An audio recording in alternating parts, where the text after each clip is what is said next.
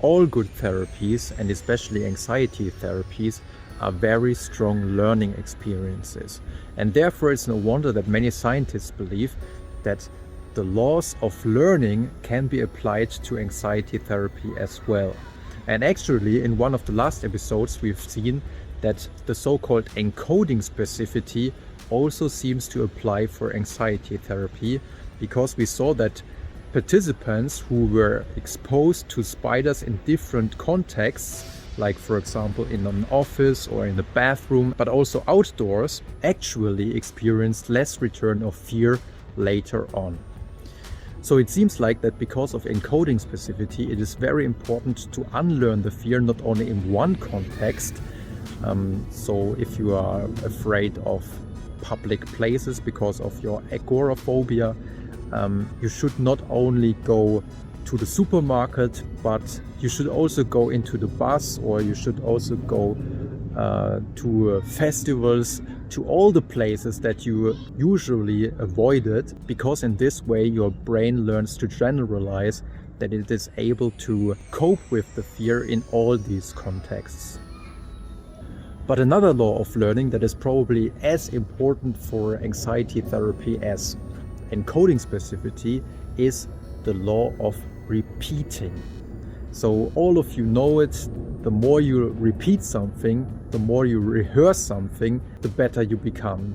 Whether it comes to learning new words, whether it comes to learning a new sport, in all areas of life, the more often we do something, the better we become. And for the learning experience of anxiety therapy, the same seems to be true.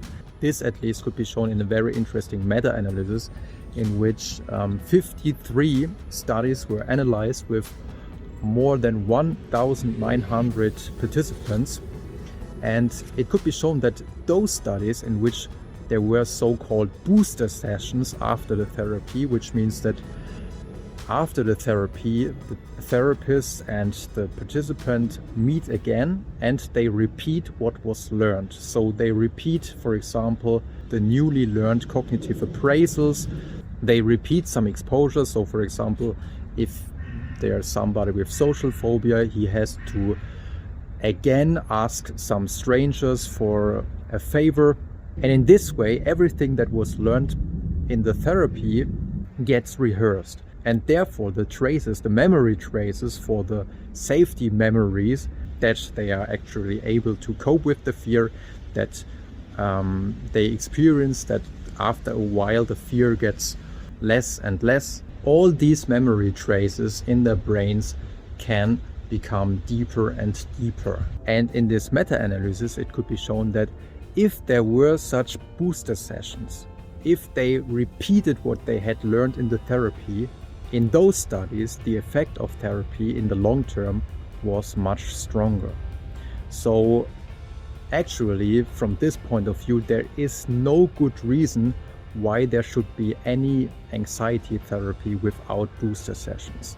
If we want to learn something, we actually have to repeat it, and that is also true for anxiety therapy.